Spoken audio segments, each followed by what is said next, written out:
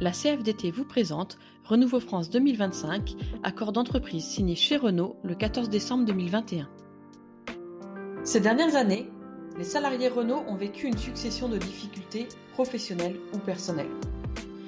Une grave crise de la gouvernance au sein du groupe, suivie d'un profit warning engendrant une première baisse importante de la masse salariale. Des erreurs stratégiques sur le renouvellement de la gamme, mettant à mal nos sites de fabrication français. Et comme si cela ne suffisait pas, à cela s'est ajoutée une crise pandémique sans précédent, suivie de la crise actuelle des semi-conducteurs, dont les salariés ne voient pas la fin. C'est dans ce contexte très difficile que la CFDT Renault a pris toute sa place dans une nouvelle négociation, avec pour but notamment d'éviter ce qui aurait pu être un plan de sauvegarde de l'emploi. Cet accord concerne les sites de Renault SAS, Renault Software Lab, MCA, STA, Sovab, Alpine Cars, Alpine, Sofrastock, Sodicam et Renault Digital. Un enjeu important de cet accord est le maintien des sites en France. Il n'y aura aucune fermeture de site sur la durée de l'accord. Cela faisait partie des lignes rouges de la CFDT. Concernant le volet de l'activité industrielle, l'accord prévoit l'affectation de 9 nouveaux véhicules sur les usines françaises, avec une majorité de véhicules zéro émission. L'ambition est de fabriquer 700 000 véhicules sur un an à horizon de fin d'accord. Il y aura également de la charge induite pour l'ensemble des sites français. Recrutement. Cet accord prévoit 2500 embauches. 2000 au niveau du manufacturing, 500 en ingénierie tertiaire. L'ambition est de recruter 50% de femmes. Dans les recrutements, il est également prévu 20% minimum d'ETAM pour le périmètre ingénierie produit. GEPP, gestion des emplois et des parcours professionnels. Après des années de mauvaise gestion par l'entreprise de cet outil, cet accord permet de repartir sur des bases plus solides. La GEPP permet d'établir une photographie des ressources humaines disponibles, emploi, âge, qualification des salariés, compétences clés, afin d'anticiper les besoins futurs de l'entreprise et mettre en place les actions nécessaires, formation, mobilité, recrutement, reconversion, etc.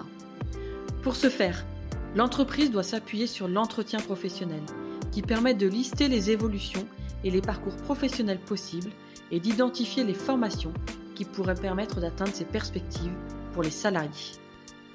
Pour le volet formation, l'accord prévoit que 10 000 salariés seront formés sur les parcours de montée en compétences et de reconversion à l'horizon 2024. En cas de mobilisation du CPF, compte personnel formation, à l'initiative du salarié, l'entreprise abondera en temps et en argent. Dans les mesures de mobilité interne, l'entreprise s'engage à donner de la visibilité sur les postes disponibles. L'objectif est de 90% de postes publiés sur la durée de l'accord.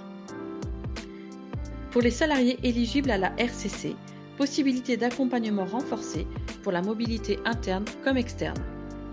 Dans les contreparties, cet accord prévoit des départs. C'est 1030 départs d'ici 2024 pour l'ingénierie produit, uniquement 500 pour l'année 2022. Concernant l'ingénierie de production, c'est 244 départs d'ici 2024. Et pour les fonctions support, 400 départs d'ici la fin de l'accord.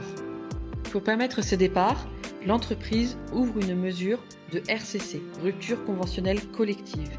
Elle est ouverte du 1er janvier au 30 septembre 2022, applicable à l'ingénierie. Les indemnités seront identiques à CAR 21, améliorées sur l'aspect formation. Une dispense d'activité est mise en place, ouverte à tous, manufacturing et filiales incluses, pour les salariés qui sont à 3 ans du départ à la retraite à taux plein. Elle est ouverte du 1er février 2022 au 1er janvier 2023. L'indemnisation est de 72% du salaire brut annuel reconstitué. Concernant la dispense d'activité, pour les salariés en invalidité, à leur demande, l'indemnité peut être calculée sur un salaire reconstitué à taux plein. Concernant l'organisation du temps de travail, même si nous n'avons pas obtenu ce que nous demandions, ce sujet pourra être traité en local sans limitation de thème. Et la CFDT compte bien s'impliquer dans toutes les discussions locales pour obtenir le maximum pour les salariés. Cet accord prévoit également l'ouverture de discussions entre l'entreprise et les organisations syndicales concernant l'intéressement, la qualité de vie au travail, la prévoyance ou la complémentaire santé. La CFDT sera au rendez-vous de ces nouvelles négociations. La CFDT est présente dans tous les établissements Renault et filiales de France. N'hésitez pas à prendre contact avec vos délégués CFDT. Vous pouvez également nous retrouver sur nos réseaux sociaux, YouTube ou sur notre site web.